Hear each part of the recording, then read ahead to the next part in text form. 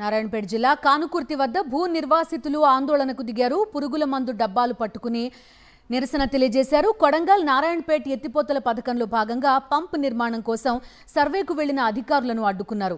Survey నిర్వహించొద్దని వేడుకున్నారు. బలవంతపు భూసేకరణను వెంటనే ఆపాలని కోరారు. న్యాయమైన పరిహారంతో పాటు కుటుంబంలో ఒకరికి ఉద్యోగం ఇవ్వాలని రైతులు డిమాండ్ చేశారు.